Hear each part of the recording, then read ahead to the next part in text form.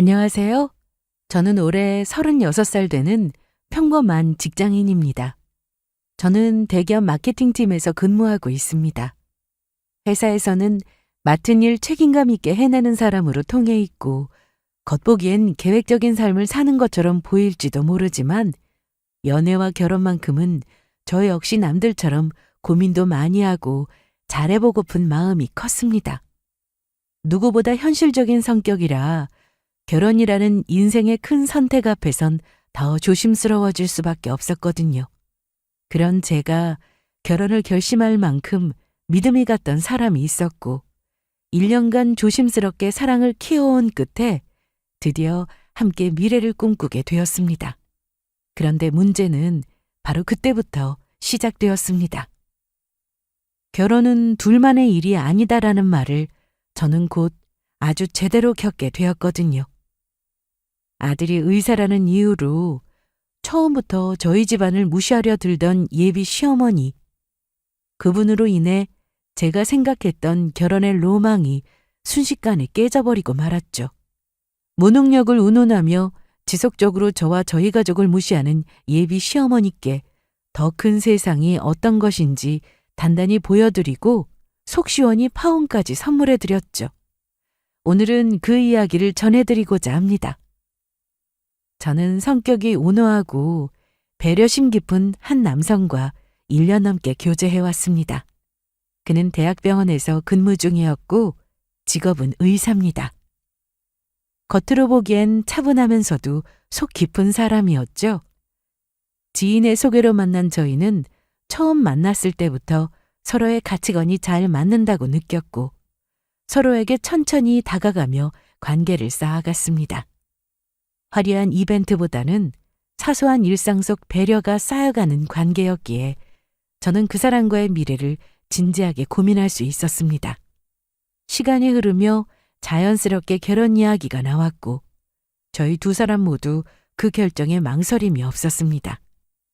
양가의 인사도 무탈하게 마쳤고 결혼 준비도 큰 갈등 없이 조용히 진행되고 있었습니다. 예식장, 날짜, 드레스 투어 같은 것들도 차근차근 준비해 나가던 중이었죠. 겉보기엔 모든 것이 순조로운 것처럼 보였습니다. 결혼을 앞두고 제 부모님께서는 신혼집을 마련해 주시기로 하셨습니다. 부모님은 한 번뿐인 결혼인 만큼 제가 하고 싶은 방식으로 결혼식을 준비할 수 있도록 지지하고 도와주셨고 신혼집 마련으로 인한 재정 걱정은 하지 않아도 된다며 20평대 정도 되는 신축 아파트를 선물로 주셨습니다. 위치도 좋았고 내부 인테리어도 깔끔하게 구조되어 있었습니다. 둘이 살기엔 공간도 넉넉했고 무엇보다 정돈되고 단정한 분위기가 저희에게 딱 마음에 드는 곳이었습니다. 부모님의 배려와 준비 덕분에 저는 더없이 감사하고 기쁜 마음이 들었었죠. 하지만 그 기쁨은 예상치 못한 누군가의 반응에 오래 기뻐하지는 못했었습니다. 결혼 이야기가 본격적으로 오가던 어느 날, 예비 시어머니께서 신혼집 이야기를 처음 듣고 보인 반응은 제가 전혀 예상치 못한 반응이셨습니다. 겉으로는 웃으며 넘기시는 듯 했지만 말끝마다 미묘한 불만이 느껴졌고 시간이 지나며 점점 더 노골적인 반응으로 바뀌었습니다. 집의 크기나 위치에 대한 불평 혹은 제 친정의 준비가 부족하다는 식의 뉘앙스를 계속 풍기셨죠. 그런데 신혼집이라면 최소 30평은 돼야 하는 거 아니야? 이건 뭐 둘이 딱 붙어서 살아야겠구만.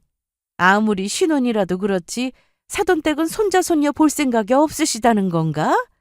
요즘 아파트야 구조가 잘 빠졌다지만 의사가 사위인데 겨우 이런 평수의 집을 선물로 주신다는 건 좀... 나는 솔직히 집을 선물로 주신다길래 엄청 기대했었거든? 딸 결혼하는데 당장에 집을 사주신다고 하시니 사위가 제법 많이 마음에 드시는가 보다라고 생각했지. 근데 혼자 사는 것도 아니고 결혼인데 그렇게 작은 집을 해주신단 말이야? 엄마, 그게 무슨 말이야? 그런 말을 왜 예진이 앞에서 이야기하는 거야? 신혼집은 우리 둘 살 집이고 우리가 괜찮으면 되는 거지. 엄마가 그렇게 하나하나 불만을 얘기하면 해주시는 입장에서 뭐라 생각하시겠어? 그리고 평수, 위치, 집 구조도 다 우리 생활에 맞게끔 알아보시고 해주신 거야. 엄마 보여주려고 사는 집도 아니잖아. 엄마가 아쉬운 마음 드는 게 있을 순 있어도 그걸 꼭 이렇게 표현해야 해? 아니, 사실이 그렇잖아. 요즘 신혼집으로 그 정도 사이즈면 자녀는 안 낳을 생각인 거냐고. 아파트 위치도 좋다고 들었는데 그렇게 외진 곳이면 너 출퇴근은 어떻게 하라고 그러는 거야? 교통도 불편하고. 내가 지금 틀린 말하고 있어? 예진아, 이야기 나온 김에 그냥 솔직히 이야기할게. 너무 민감하게 받아들이지 말고 들어봐. 다 잘 살자고 하는 말이니까. 내가 지금 바라는 게 뭐 대단한 것도 아니고 솔직히 사돈댁도 의사 사위 두면 더할 나위 없이 좋은 거 아니야? 그 명성에 맞게끔 우리 아들한테 어울리는 신혼집? 그 정도는 준비돼 있을 줄 알았어, 내 입장에선. 그리고 조율을 하더라도 솔직히 이런 건 상호간에 집안끼리도 어느 정도 대화는 먼저 해야 했던 거 아닌가 하는 거지. 위치도 지금 우리 집에서 얼마나 머니? 아들 얼굴 보려면 한참이나 걸리는데 어느 정도 중간 지점이면 좀 좋냐고. 그리고 이런 작은 집에 혼수 몇 개 들어오면 금방 가득 찰 텐데 어쩌시려고 이렇게 작은 집을 해주셨나 몰라. 엄마, 처음부터 집에 대한 너무 큰 기대치를 하고 있었던 거 아니야? 엄마 기준에 안 맞는다고 해서 틀린 건 아니잖아. 우리 결혼 문제 엄마가 자꾸 이런 식으로 관여하면 우리 둘 다 힘들어. 엄마가 그렇게 말할수록 엄마한테 앞으로 우리 결혼 이야기 일절 아무것도 이야기 안 해주고 싶다고. 우리가 서로 이해하고 배려하면서 준비해온 거야. 엄마는 좀 지켜봐주면 안 돼? 그리고 뭐 내가 잘나서 해주시는 것도 아니고 예진이 사랑하는 마음에 해주시는 집인데 왜 엄마가 불만인 거야? 이 이야기로 예진이가 얼마나 마음 불편하겠느냐고. 이 이야기 이제 그만해. 괜찮아. 어머님 걱정하시는 것도 이해는 해. 아직 집을 직접 보여드린 적도 없으니까 말로만 들으셨을 때 걱정되실 수도 있다고 생각해요. 부모님께서 주신 집은 저희들이 살기에는 충분하다고 생각했어요. 실용적인 구조라서 오히려 불필요한 공간 낭비도 없고요. 위치도 출퇴근을 고려해서 골랐어요. 양쪽 다 어느 한 명 너무 멀지 않은 곳으로요. 어머님 댁에서는 조금 멀 수도 있겠네요. 신혼집에 어머님 보시기에는 조금 아쉬워 보일 수도 있겠지만 저희는 만족하고 있어요. 처음 집 계약할 때부터 결혼을 앞두고 저희 둘 함께 만들어가는 공간이었으면 해서 많은 고민하고 저희가 고른 평수예요. 부족한 점은 앞으로 천천히 채워가면 된다고 생각했고요. 꼭 처음부터 완벽할 필요는 없잖아요. 하지만 어머님 말씀도 사견은 들을게요. 그리고 무엇보다 저희 부모님께서 해주시다 보니 저희도 이렇다 저렇다 말씀드리기도 싫고 그저 감사한 마음으로 받고 싶었어요. 혹시 불편하셨던 부분은 더 나은 방향으로 바꿔볼 수 있으니까 말씀해 주시면 참고는 하겠습니다. 지금은 그저 저희의 마음을 담은 공간이라는 걸 이해해 주셨으면 좋겠어요. 너는 뭐 엄마를 아무 말도 못하게 하니? 그래. 내가 그렇게 관여할 일도 아니긴 하지만 아쉬운 마음에 이야기하는 거야. 출퇴근 거리 고려해서 골랐다니 뭐. 그건 너희가 살 집이니까 알아서 해라. 말만 하면 성질을 내서 참. 더는 얘기 안 할게. 어머님은 마주 앉은 순간부터 대화의 대부분을 불만 섞인 말들로 채우셨습니다. 신혼집 위치가 너무 외곽이라는 말부터 시작해서 아파트 평수가 작다는 지적, 상의 없이 저희끼리만 주도적으로 집 평수를 결정했다는 점 하나하나 꼬집으며 아쉬움을 표현하셨습니다. 그 모든 말, 겉으로는 걱정처럼 포장되어 있었지만 듣는 사람 입장에서는 명백한 불만이자 불쾌한 평가였습니다. 무엇보다 불편했던 건 그분이 내뱉은 말들 속에 깔린 기류였습니다. 아들이 의사라는 이야기를 반복하며 그에 걸맞는 요구를 원하는 그 태도가 마치 저는 운 좋게 좋은 신랑감을 얻은 사람일 뿐이고 그런 제게는 지금보다 더 좋은 조건을 마련할 능력이나 자격이 없다고 단정하는 기분이 들었습니다. 처음에는 단순한 기대감이나 아쉬움의 표현이라고 생각하려 했습니다. 하지만 어머님의 말들 속에는 분명히 의사의 아내가 될 사람이라면 이 정도는 되어야 한다는 식의 우월감이 깔려 있어 보이는 듯 했습니다. 제가 어떤 사람인지 어떤 삶을 살아왔을지는 중요하지 않고 오직 외형적인 조건만으로 평가하려는 태도가 조금씩 보이기 시작했었죠. 하지만 그냥 대수롭지 않게 생각하려 했습니다. 왜냐하면 결혼이 단순히 두 사람만의 일이 아니라는 건 알고 있었고 어느 정도는 양가 간의 문화 차이와 기대감은 당연히 있을 수 있다고 생각했기 때문입니다. 물론 예비 시어머니의 말투나 뉘앙스에서 살짝 걸리는 부분이 있었지만 결혼이라는 건 결국 사람과 사람 사이의 선택이고 제가 함께 살고자 한 사람은 어머님이 아니라 그분의 아들이었으니까요. 상대의 부모가 완벽하지 않아도 우리가 서로를 믿고 존중할 수 있다면 충분히 극복 가능한 문제라고 여겼습니다. 그래서 불편한 말이 들려와도 한두 번은 넘겼고 마음을 다잡으며 결혼 준비를 이어갔습니다.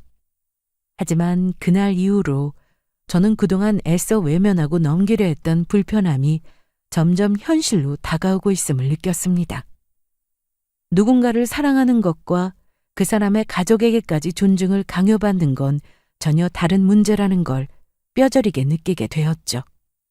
며칠 뒤 예비 시어머니의 계속된 불만을 의식한 남자친구의 제안으로 신혼집을 어머님과 함께 보러 가게 되었습니다.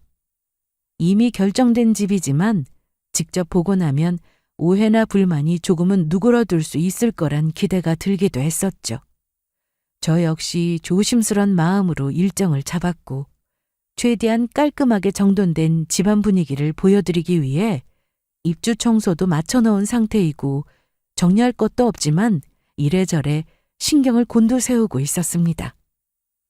약속한 날 예비 남편과 예비 시어머니는 함께 아파트에 도착하셨습니다. 저는 웃으며 어머님을 맞이해드렸고 간단한 인사를 나눈 뒤 집 안으로 들어섰습니다. 그런데 예비 시어머니는 문턱을 넘자마자 표정이 굳어지시고는 말이 없어지셨습니다. 말이 없는 것만으로도 분위기는 이미 묘하게 무거워져 있는 상태였었죠. 저는 조심스럽게 거실과 부엌, 침실로 이어지는 동선을 설명해드렸고 공간의 구조나 인테리어의 포인트도 자연스럽게 덧붙이며 분위기를 풀어보려 부단히 노력했습니다. 하지만 예비 시어머니는 별다른 반응 없이 고개를 한번 끄덕일 뿐 시종일관 안이 굽다는 표정을 짓고 계셨습니다. 마치 뭔가 불만을 쏟아내기 일보 직전인 사람처럼 입꼬리가 잔뜩 내려가 계셨고 이따금 천천히 한숨을 내쉬는 모습이 내내 제 눈에 밟혔습니다. 저는 애써 모른 척하며 표정을 관리하려 했지만 사실 속으로는 같은 공간에 있는 것 자체가 너무 불편하기까지 느껴졌습니다. 그날따라 집안이 왜 이렇게 조용하게 느껴지는지, 말 한마디 없는 그 침묵이 왜 그렇게 사람을 불편하게 만드는지 모르겠습니다. 예비 남편도 어머님의 표정을 몇 번이나 곁눈질했지만 분위기를 바꿀 말을 쉽게 꺼내지 못하는 눈치였습니다. 이윽고 정막을 깨뜨리고 말문을 여신 건 어머니셨습니다. 아니, 집은 나쁘지 않은데 당연히 새 아파트니까 깔끔한 건 당연할 테고 근데 우리 아들이 의사인데 그것도 대학병원 의사인데 이런 데서 사는 게 맞는지 모르겠네. 신혼집도 그에 걸맞게 준비됐으면 하는데 아무리 둘이 산다고 해도 20평대는 진짜 아닌 것 같아. 숨 쉴 틈도 없어 보이는데 요즘엔 다들 넓게 사는 게 트렌드던데. 친구 아들 결혼할 땐 40평 넘는 아파트에 들어갔다잖아. 아파트는 단순 둘만의 공간이 아니라 집안의 수준, 격이 드러나는 거라고. 솔직히 아무리 외동딸이라고 해도 의사 사위 데리고 가는 거면 조금 더 노력해 주셨어야 했는 게 아닌가 싶은데 이 정도 크기면 애 낳고 나면 금방 이사 가야 할 텐데 그걸 왜 지금 미리 고려하지 않으시는 거지? 지금이라도 다시 생각해 봐야 하는 거 아니야? 나는 정말 사돈댁이 우리 아들 생각을 조금만 더 했으면 좋겠는데. 어머님, 말씀하신 것처럼 집이 넓을수록 좋은 건 저도 알죠. 근데 둘이 함께 시작하는 신혼집이고 실거주에 맞춰 결정한 공간이에요. 자녀 계획은 저희는 조금 더 있다 가질 계획이고요. 이 아파트는 특히 구조가 잘 빠져서 실제 면적보다 훨씬 넓게 느껴지고 관리비도 적은 편이라 부담도 적어요. 그리고 위치도 오빠 병원과 제 직장 딱 중간 지점이라 출퇴근 동선도 서로 고려해서 결정했던 거고요. 어머님 보시기엔 좁게 느껴지실 수 있겠지만 저희는 이만하면 만족하고 있어요. 결혼은 현실이잖아요. 감당 가능한 선에서 알차게 꾸리는 게 맞다고 생각해요. 어머님 기준에서는 부족하게 느껴지실지는 몰라도 저희는 나름대로 최선을 다했다고 생각하거든요. 그리고 이 정도로가 부족하다고 생각 드시는 거면 혹시 어느 정도를 원하셨던 건가요? 지금 말씀하시는 걸 들으면 뭔가 저희 쪽 준비가 아예 실망스러우셨던 것처럼 제가 느껴져서요. 내가 굳이 이 이야기는 안 하려고 했는데 내가 한번 말해줄게. 최소한 30평은 돼야지. 거실이라도 넓게 둬야 나중에 사돈댁이든 우리든 놀러 왔을 때 같이 앉아 오순도순 이야기라도 하지. 그리고 주방은 왜 이렇게 작아? 요리는 전혀 할 의향이 없다는 걸 대놓고 이야기하는 것도 아니고 시켜 먹고 살 것도 아니고 요리해서 살 거면 요리할 공간이라도 넉넉해야지. 집에 무슨 드레스룸도 없고 수납장도 모자라 보이고 옷이랑 짐이 얼마나 많은데 이거 다 어디다 두려고? 화장실도 겨우 2개에다가 욕조도 없잖아. 나중에 아기 낳으면 욕조에서 물놀이도 하고 노는데 그런 건 어떻게 하려고? 그리고 무엇보다 이 아파트 브랜드가 좀 애매하잖아. 누가 보면 그냥 싼 데 들어간 줄 알 거라고.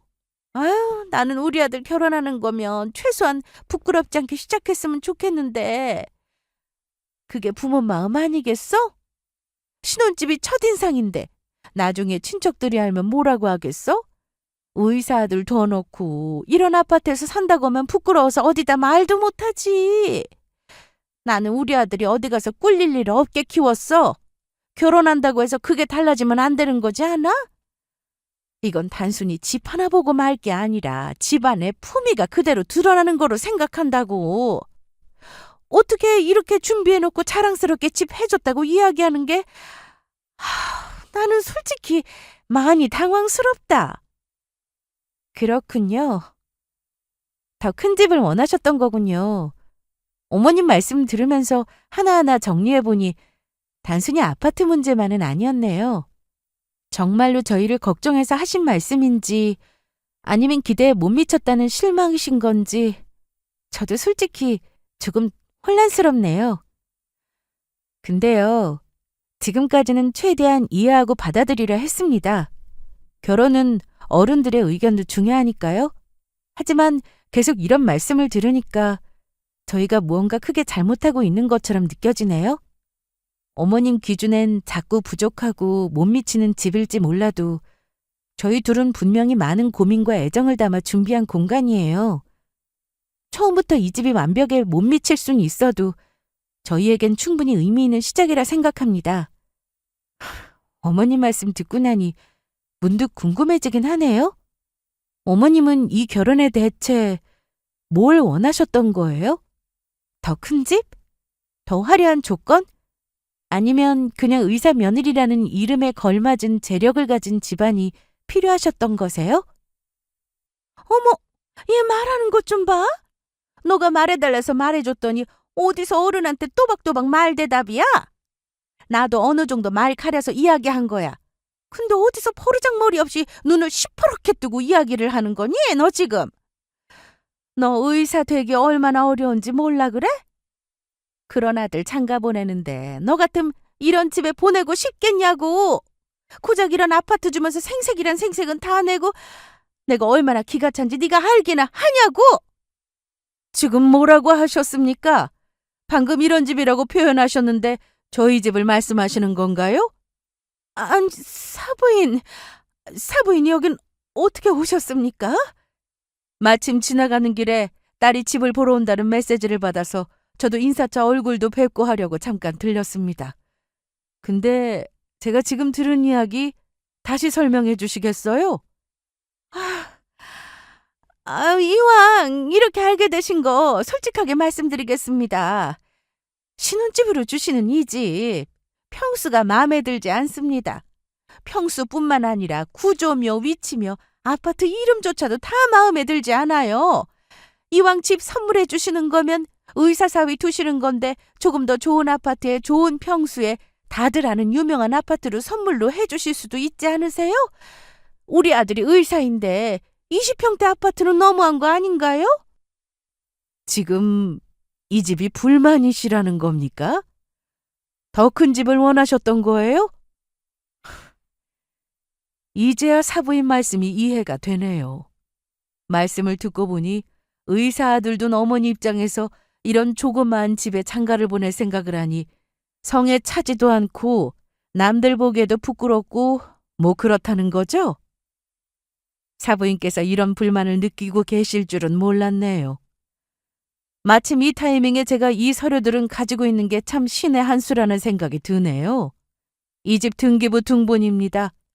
딸에게 주는 집인데 대출은 물론 없어야겠거니와 현금으로 구입한 집이에요.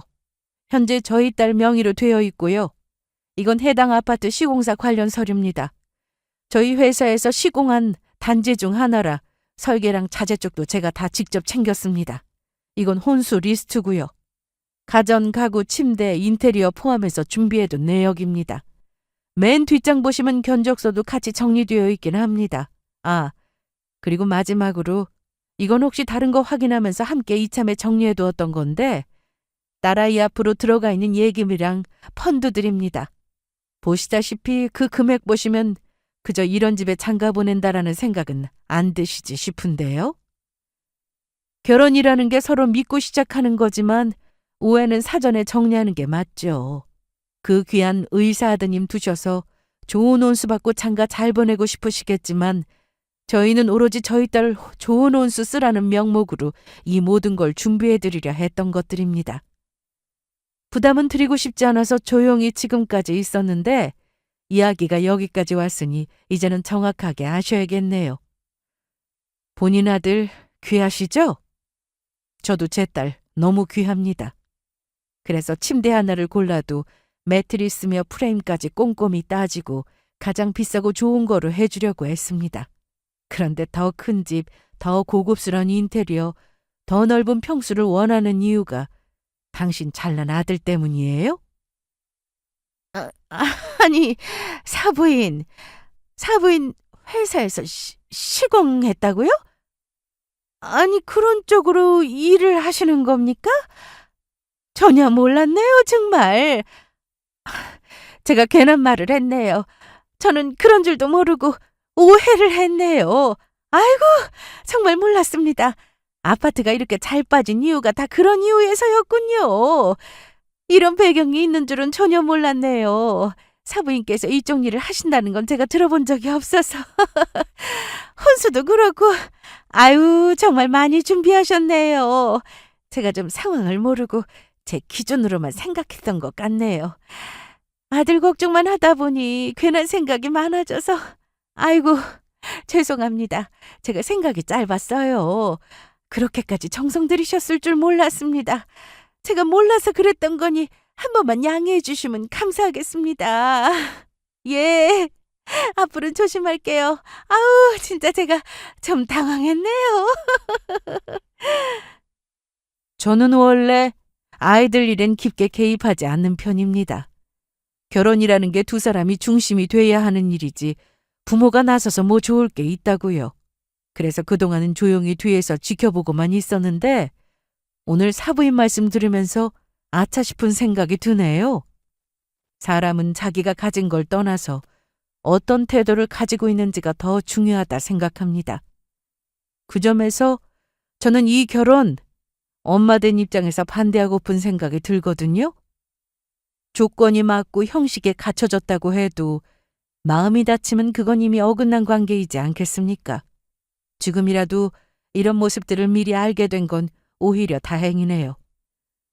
저희 아이가 감정 소모하면서 억지로 맞춰가야 하는 관계라면 저는 이 결혼 못 시킵니다. 잘난 의사 아들 사위로 드릴 마음도 없고요. 예?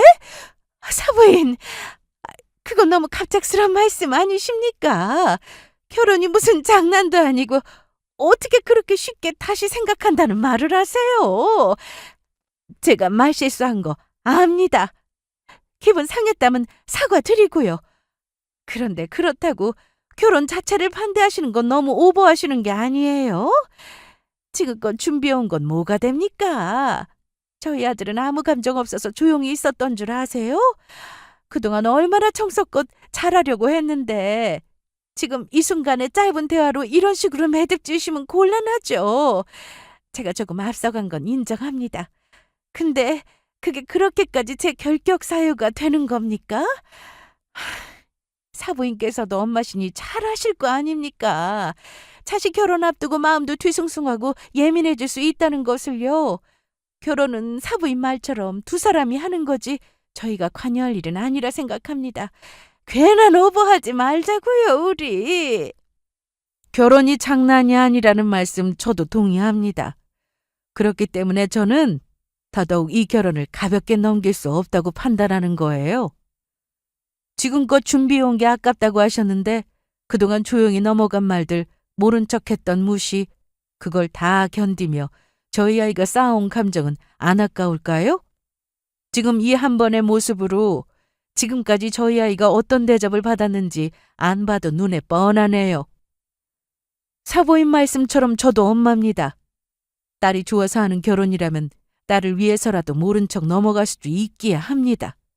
그런데요, 오늘 이렇게 직접 뵙고 보니 제가 엄마이기에 더욱 그냥 넘어가면 안 될 것 같아 보이네요. 결혼은 두 사람이 하는 게 맞죠.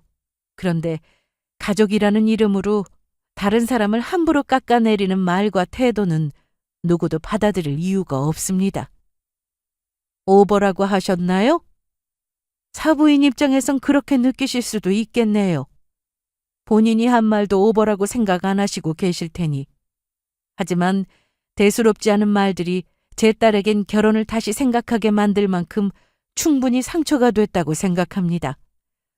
사부인께서 오버라고 표현하신 그 판단, 저는 오히려 너무 늦게 알게 돼서 안타까울 뿐입니다.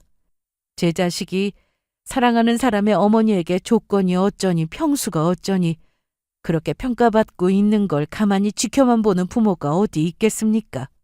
그리고 의사가 뭐예요? 뭐 그리 대단하다고요? 저희 딸이 기죽고 숙이고 들어가야 할 정도로 잘난 거 아니라는 생각합니다. 돈 잘 버는 직업이니 대접해주고 살아야 한다면 저희는 능력 좋은 부모 있으니 그럴 필요 없다고 말해드리고 싶네요.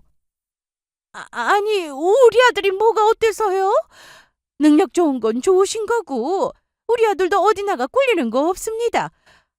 그런 식으로 사람 무시하는 건 또 처음 보네요. 아니, 뭐 이런 경우가 다 있습니까? 결혼 한번 하려다가 이렇게 기세등등하게 재력 자랑까지 들어야 하는 건가요, 제가? 천난 아들 뒀다. 이런 식으로 휘둘리는 꼴이 날 줄은 참 어이가 없네요. 어머님, 지금껏 불편했던 말도 그냥 넘겨드렸고 모욕처럼 느껴졌던 말들도 그저 실수겠자고 참았습니다. 하지만 저희 어머니한테까지도 똑같이 행동하시네요. 지금 말씀 들으면서 확실히 알겠습니다. 제가 무리해서 노력할 이유가 없는 관계라는 걸요. 사람 사이에 가장 무서운 게 뭔지 아세요? 처음엔 겉으로 웃다가 나중엔 진심을 드러내는 사람이에요. 저는 더 이상 이런 감정 소비 하고 싶지 않습니다. 엄마 가자. 저는 엄마와 함께 아파트를 나왔습니다. 지나가는 길에 우연히 저의 연락을 받고 찾아오신 어머니는 아파트가 어떻고 저쩌고 불평불만을 늘어놓는 예비 시어머니의 모습을 정확하게 보시고야 말았고 저희 어머니도 참지 못하고 결국 결혼을 반대한다는 이야기까지 나오고야 말았죠. 사실 저는 지금껏 부모님의 직업이 어떻고 어떤 회사를 운영하시는지 남자친구에게 구체적으로 이야기한 적이 없었습니다. 숨기고 싶어서가 아니라 결혼은 결국 두 사람이 하는 것이고 저희 부모님은 그 선택을 존중해 주시는 분들이었기에 굳이 먼저 말할 필요성을 느끼지 못했기 때문입니다. 그래서 그냥 아직 두 분 다 정정하게 일 잘 다니고 계신다 정도만 이야기했었고, 남자친구도 굳이 어떤 직업이신지 어디서 일하는지 궁금해하지도 않았습니다. 누군가의 자녀로 평가받기보다는 제 이름 그대로 존중받고 싶었고, 저 자신만으로도 충분하다는 마음으로 결혼 준비를 해왔었습니다. 그런데 예비 시어머니가 보인 모습은 제가 그토록 피하고 싶었던 조건만 보는 시선 그 자체였습니다. 기본적인 존중이 결여되어 있는 분이시라는 걸 확실히 알 수 있었습니다.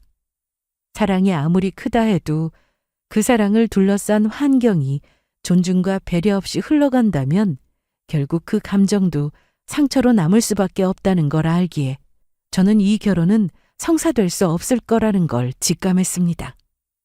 그날 이후 남자친구는 저에게 연락이 오지 않았습니다. 저 또한 연락하지도 않았고요. 누가 먼저였다기보다는 서로가 동시에 멈춘 느낌이었습니다. 아마 각자 생각할 시간이 많이 필요했던 것 같습니다. 시간은 그저 아무 일도 없던 듯 지나갔고요. 그리고 일주일쯤 뒤였을까요? 남자친구에게 연락이 왔습니다. 잘 지내냐고요. 예전 같았으면 바로 답장이라도 했겠지만 이제는 제법 사이가 많이 멀어진 기분 탓에 그냥 무시하고 하던 일을 하려 했었습니다. 그로부터 몇 시간 뒤 결국 남자친구에게서 전화가 걸려왔습니다. 며칠 동안 연락 못해서 미안해. 솔직히 나도 마음이 많이 복잡했어. 엄마가 그날 한 말들 나도 들으면서 많이 과하다고 생각했어. 그래서 말리려고 했는데 어머니까지 오시는 바람에 나도 좀 상황이 어떻게 돌아가는지 모르겠더라고. 네 입장에서 불쾌했을 거란 것도 알아. 그런 자리에서 그런 말을 들었으니까. 그런데 어머님도 그 자리에서 계속 서류까지 꺼내면서 따지시니까 솔직히 나도 당황스럽더라. 우리 엄마 성격이 말은 거칠어도 그렇게 나쁜 뜻으로 한 말은 아닐 텐데. 물론 표현이 잘못된 건 맞지. 그래도 굳이 그렇게까지 그 자리에서 결혼을 반대한다느니 그런 말씀까지 하셨어야 했을까? 결혼 준비하다 보면 양가에서 충돌도 생길 수 있고 그럼 서로 조율하면서 맞춰가면 되는 거잖아. 안 그래? 나도 네 입장 생각 안 하는 거 아니야. 근데 좀 더 부드럽게 넘어갈 수도 있었던 일이지 않았나 하고 아쉬워서 하는 이야기야. 이걸로 결혼을 다시 생각해야 한다는 말까지 나오는 건 너무 극단적인 것 같아서. 그게 그렇게까지 따진 것처럼 보였구나. 우리 엄마가 못한 말 한 것도 아닌데 왜? 그리고 그 자리에서 어머님 불평불만 들을 때 내가 어떤 기분이었는지는 꼭 알아줬으면 좋겠어. 신혼집 지적당하고 인테리어까지 비하당하고 결국엔 부모님까지 언급됐잖아? 그 상황에서 아무 말도 안 하고 웃으며 넘어갈 수 있는 미친 광대가 어디 있어? 그리고 우리 엄마가 너희 엄마한테 잘 보이려고 준비한 게 아니라 딸 결혼해서 잘 살라고 준비해 주셨던 거야. 그것도 모르고 그놈의 의사 아들 의사 아들 하시면서 대우받으려고 하시는 어머님 보고 그런 상황에서조차 어떻게 유하게 넘어갈 수 있다는 거야? 그놈의 의사 아들이라니 말을 너무 심하게 하는 거 아니야? 너희 부모님이 너 잘 살라고 생각하셨던 것처럼 우리 부모님도 나 잘 살았으면 싶어서 그러셨던 거 아니야. 서류까지 보여주실 건 또 뭐야? 돈 많다고 자랑하는 거야 지금? 그냥 사면 사고 말면 말 물건들인데 뭘 또 굳이 리스트까지 뽑아오시고 돈 자랑까지 하시느냐고? 물론 너 입장에서 우리 엄마 행동이 많이 서운했을 거 알아. 엄마가 한 말들이 선 넘은 거였다는 것도 인정한다고. 근데 그건 엄마랑 나랑 해결해 나갈 문제잖아. 넌 그냥 조금만 더 한 걸음 물러서 줘도 되는 거 아니었나 싶다고. 너무 확실하게 선을 긋는 말들이 너무 자꾸 나오니까 나도 마음이 복잡해지잖아. 한 걸음 물러섰다면 내가 얼마나 더 참았어야 했을까? 결혼이라는 게 둘만의 일이 아니라는 건 나도 알아. 그래서 더 조심하려고 했고 이해하려고 했어. 하지만 나 혼자만 물러서고 나 혼자만 배려하는 관계는 결혼이 아니라 그건 희생이야. 왜 나만 그렇게 이해하고 어머님은 마음대로 하셔도 되는데? 그날 어머님은 나를 며느리로 대하지 않았어. 그냥 조건이 안 맞는 사람처럼 대하셨던 거 몰라? 그 상황을 자기가 옆에서 보면서도 지나친 말이었다 이상으로 말하지 않는 걸 보면서 나는 혼자 싸우고 있는 느낌을 받았다고. 그래서 나도 이 결혼은 의미 없다는 생각이 들었던 거고. 돈 자랑? 어머님은 아들 자랑하기 바쁘시던데 왜 우리 엄마는 돈 자랑하면 안 돼? 그 말이 아니잖아, 지금. 그리고 나도 그 자리에서 무슨 말을 해야 할지 몰랐어. 괜히 엉켜버릴까 봐 조심스러웠을 뿐이라고. 나도 그날 이후에도 어떻게 풀어야 하나, 우리가 다시 원래대로 돌아갈 수 있을까 한참을 고민하고 생각했다고. 근데 겨우 시간 갖고 오랜만에 연락하는 건데 너는 조금도 개선할 의지도 없는 거야? 왜 이렇게 싸우려고만 하는 거야, 사람이? 그래, 됐어. 의지도 없는 사람이랑 내가 무슨 말을 더해. 우리 그냥 헤어지자. 남자친구와 저는 결국 헤어지기로 했습니다. 좋은 말들은 여전히 오가지 못했고 남자친구 또한 뭐가 잘못된 것인지를 제대로 인지 못하고 있는 것 같더라고요. 이런 사람과는 이야기하면 제 감정만 소모될 뿐 좋을 게 하나도 없다라는 생각이 들었습니다. 한때는 좋은 인연이라고 믿었고 이 사람이면 괜찮겠다는 생각도 했었는데 결국 아니구나 싶더라고요. 누군가를 오래 알고 지낸다고 해서 그 사람을 제대로 안다고 할 수는 없다는 것을 이번 일을 통해 아주 정확히 배웠습니다. 그 뒤로는 별다른 소식 없이 지냈습니다. 뜬금없이 연락이 와 미련 섞인 연락도 없었고요. 그래서 이대로 다 정리가 된 듯 싶었습니다. 그런데 어느 날 예비 시어머니께 연락이 왔습니다. 휴대전화에 찍힌 이름을 보고는 저는 잠시 동안 핸드폰을 보며 제 눈을 의심했습니다. 사과하고 싶다는 말과 함께 갑자기 신혼집 앞에 와 계신다는 겁니다. 헤어진 마당에 무슨 사과를 하나 싶고 왜 이렇게 불쑥 찾아오시는 것인지 너무 난감하고 곤란했지만 그냥 조용히 사과 몇 마디 하고 가시려나 싶어 저도 신혼집으로 갔습니다. 현관문 앞에 서 계신 시어머니를 보고 어색한 인사를 주고받고 밖에 서 있게 해드리는 건 예의가 아닌 것 같아 떨떠름하지만 그래도 집 안으로 모셨습니다. 아파트 문을 열고 들어오신 순간 어머니의 시선은 집안 곳곳을 빠르게 훑으시느라 눈이 바삐 움직이시는 게 보였죠. 텅 비어있던 집이 어느새 혼수품으로 가득 차 있었고 전과는 다르게 조금 더 고급지게 집이 정리되어 있었죠. 이 모습을 본 어머님은 누구보다 밝은 화색을 보이시며 제게 물으셨습니다. 어머, 집이 너무 예쁘게 꾸며졌네. 가전도 이거 전부 최신형에 가구도 너무 비싼 것들 뿐이네. 사부인께서 안목이 참 좋으시다더니 정말이네. 역시 다르셔. 이렇게 갑자기 찾아와서 미안해. 그땐 내가 말을 좀 심하게 했었지? 그건 정말 미안하게 생각해. 그날 일이 계속 마음에 걸려서 며칠을 잠도 못 잤지 뭐야. 그때 내가 정말 너무 예민하게 굴었던 것 같더라고. 제대로 알지도 못하고 이야기했던 거 진짜로 미안해. 그땐 몰라서 그랬고 진심으로 사과는 하고 싶어서 이렇게 급한 마음에 불쑥 찾아오게 됐어.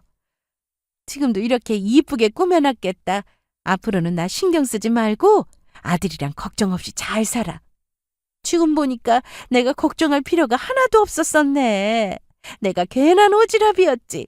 그래도 앞으로 가족이 될 사이인데 이런 일은 마음에 너무 담아두지 말고 앞으로는 좋은 관계로 잘 지내봤으면 좋겠어. 어머님, 소식 못 들으셨나 보네요. 저희 헤어지기로 이야기 다 끝났습니다. 이 집 저 혼자 사는 집이에요. 사과하러 오신 거면 그 마음은 제가 받는 거로 하겠습니다. 뭐? 그게 무슨 말이야? 너 지금 지훈이랑 헤어졌다고? 아니 이게 무슨 일이지? 아들은 아무 말도 안 하던데? 아니 그럼 이 좋은 운수들은 어쩌고? 아니 이게 진짜 어떻게 된 일이야? 너희 결혼식 날짜까지 이야기 나왔던 거 아니었니? 파혼이라니! 그럼 내가 오늘 여기까지 와서 너한테 사과까지 한 내가 뭐가 되니? 아니 왜 그렇게 갑작스런 결론이 나게 된 거야 지금? 진정하세요. 이건 다 저를 위한 가구들이고 가전제품입니다. 누굴 위해 준비된 게 아니라 제가 살기 위해 마련해 주신 것들이에요. 그러니까 걱정 안 하셔도 됩니다. 그리고 헤어지자는 이야기는 아드님 쪽에서 먼저 말 꺼낸 거라 저는 따로 드릴 말씀이 없네요. 그날 일로 죄송한 마음에 사과하러 오셨다는 거 아니셨어요? 파혼 이야기 안 한 거는 글쎄요. 저도 잘 모르겠네요. 왜 빨리 말씀 안 드렸던 건지. 결혼 관련해서는 더 이야기가 나눌 게 없을 것 같네요. 이제 그만 돌아가 주시겠어요? 아니, 결혼도 아니고 혼자 산다면서? 이런 고급 브랜드를 혼수로 다 넣은 거라고? 침대도 싱글 침대도 아니고 퀸 사이즈인데 무슨 소리 하는 거야? 냉장고, 세탁기, 식기세척기 이게 전부 너 혼자 살기 위한 거라고? 아니 세상에, 이 좋은 혼수들을 어쩌라고? 그 애가 나한테 말도 안 하고 헤어졌다고? 난 한동안 두 사람 말이 없길래 잘 해결된 듯 싶어 예비 며느리한테 사과하러 온 건데 두 사람 헤어진 걸 이 자리에서 통보한다고? 나 참 기가 막혀서. 그럼 내가 연락했을 때 그때라도 이야기를 해줬어야지. 왜 말 안 하다 이제 이야기하는 거야? 너 이 집 보여주고 나 자존심 상하게 만들고 아쉽게 하려고 그랬던 거지 지금? 내가 널 얼마나 좋게 보려고 애썼는데. 내가 아들 걱정해서 말 한두 마디 한 게 그렇게 파혼할 일이야? 결혼이 장난이야? 이 좋은 걸 다 갖춰놨는데 그걸 그냥 놓자고? 우리 아들 의사야, 의사라고. 그런 애가 널 선택해줬으면 고마운 줄 알아야지. 어머니, 진정하세요. 지금 이 집에 있는 물건들은 저를 위해 준비된 겁니다. 누구를 위한 보상도 아니고 누구와 계획할 필요도 없는 사안이라고요. 사과하고 싶으시다고 하셔놓고 오셔서 대뜸 집 앞까지 오셨다 하시니 저도 예상 황급히 와드렸던 겁니다. 어르신을 밖에 세워두고 이야기 나누는 건 아닌 것 같아 짧게라도 안으로 모셨던 거고요. 이제 가주세요. 그 이상 나눌 이야기는 없을 것 같습니다. 지훈 씨한테는 제가 지금 연락드릴게요. 어머님 지금 여기 계신다고 데려가시라고요. 그리고요 어머님, 제가 진짜 이런 말씀은 안 드리려고 했는데 결혼은 서로 조건을 따져가며 거래하듯 시작하는 게 아니라고 생각했거든요. 사람을 사람으로 보고 그 사람이 어떤 가치관을 가지고 있는지가 더 중요하다고 믿었고요. 그런데요, 어머님 말씀을 들으면 들을수록 저는 제가 처음부터 너무 순진했구나 싶더라고요. 평수로 사람을 판단하고 부모 배경으로 태도를 바꾸는 분과 가족이 될 생각을 했다는 게 제 입장에선 꽤 부끄러운 일이 아닌가 싶습니다. 이 집이 몇 평인지 혼수가 얼마짜리인지 그게 그렇게 중요하셨다면 애초에 저 말고 조건에 맞는 며느리감을 찾아보셨어야죠. 저는요, 어머님 마음에 들려고 살아온 사람 아니고요. 앞으로도 그럴 생각 없습니다. 그러니까 지금이라도 어머님 눈에 차는 며느리감 찾으세요. 저는 어머님 같은 분과 가족이 되지 않게 된 것 정말 다행이라고 생각합니다. 아드님께 연락드려 놓을 테니까 이만 돌아가 주세요. 제 할 말을 모조리 쏟아낸 뒤 저는 곧바로 남자친구에게 전화를 걸어 어머님을 모시고 가줄 것을 이야기했습니다. 전화를 끊고 난 뒤 저는 불편한 자리에서 조금 어머님과 떨어져 거실 창문 쪽에 서 있었습니다. 예비 시어머니는 저의 말에 기가 차신다는 반응 보이셨고 여전히 중얼거리며 혼잣말을 하고 계셨고 그 말들 중에는 아까워서 미치겠다는 말도 이럴 줄 알았으면 말을 그렇게 안 했지라는 말도 섞여 있었습니다. 저는 듣는 내내 기가 차고 어이가 없었지만 굳이 반응하지 않습니다. 이렇게 멀끔하게 잘 정돈된 집과 고가의 혼수품들을 보시고는 아쉬운 마음에 배가 많이 아프셨나 봅니다. 남자친구가 오는데 그리 오랜 시간이 걸리지 않았습니다. 허둥지둥한 얼굴로 찾아왔고 남자친구의 눈빛은 당황 그 자체였습니다. 저와의 시선을 마주치지도 못하고 어머님께 가자며 자세한 이야기는 가는 길에 설명하겠다고 타이르듯 이야기하더라고요. 남자친구는 저에게도 무언가 말하려는 듯 제 쪽을 바라봤지만 저는 고개를 돌려 시계를 바라봤습니다. 빨리 나가달라는 뜻으로요. 남자친구는 어쩔 수 없이 눈을 피한 채 어머니를 부축했고 저희 집을 나섰습니다. 예비 시어머니는 현관을 나서면서도 끝끝내 입을 다물지 않았습니다. 아유, 내가 미쳤지. 내가 미쳤어. 세상에 이런 경우가 어디 있냐고. 내가 진짜 못 살아, 못 살아. 이 혼수가 얼만데, 침대만 해도 이게 얼마짜린데 이걸 놓치게 생겼냐고. 너는 왜 헤어진 걸 이야기를 안 해준 거야, 엄마한테? 무슨 결혼을 이렇게 허무하게 끝내, 응? 이런 식으로 끝내는 게 어디 있느냐고. 두 사람 다 장난치는 거지? 일부러 골탕 먹이는 거지? 파혼은 무슨 파혼이야. 그냥 없던 일로 해. 없던 일로 하라고. 내가 이렇게 사과할게, 응? 예준아, 한 번만 다시 생각해라, 응? 다시 생각해봐. 내가 앞으로 집 문제로 일절 아무 언급도 안 할게, 응? 예준아, 예준아! 어머님께서 뱉으신 말들은 저를 향한 것인지, 아들을 향한 것인지, 아니면 스스로를 향한 한탄인지 중구난방으로 다 섞여 있었습니다. 어머님은 흥분한 목소리로 현관문을 나가시면서도 계속 울분을 토해내셨습니다. 저는 이 모든 광경이 누군가의 마지막 발악처럼 보였습니다. 인연이라는 게 끊어질 땐 되게 조용한 법인데 이 관계는 끝까지 시끄럽게 사라져주고 있었죠. 어머님은 거의 끌려가듯 제 집을 나가셨습니다. 그래서 오히려 실감이 났습니다. 아, 정말 끝이구나 하고요. 정말로 파혼한다 하니 손까지 비시며 저를 붙잡으시려는 외침이 너무 불편하게 느껴졌습니다. 문이 닫히고 나서야 비로소 집안이 조용해졌습니다. 저는 한동안 아무 말 없이 현관 앞에 서 있다가 거실로 돌아와 소파에 앉았습니다. 정말 진절머리 나는 상황에 고개가 절로 절레절레 되더라고요. 조금 전까지의 소란이 마치 꿈처럼 멀게 느껴지고 워낙에 정신없는 일이 지나고 나니 묘한 정적이 남아 있었습니다. 저는 소파에 앉아 생각하다 보니 남자친구와 좋았던 순간들도 어렴풋이 기억에 스쳐 지나가고 함께 기대했던 미래도 생각이 났었습니다. 이 모든 게 거짓은 아니었던 게 분명한데 그렇다고 진심이 있었다고 해서 끝까지 함께 할 수 있는 건 아니란 걸 알겠더라고요. 사랑도 결혼도 인연도 결국엔 서로가 서로를 지켜주려는 태도가 없으면 의미가 없다는 걸 이번 일을 통해 뼈저리게 느꼈습니다.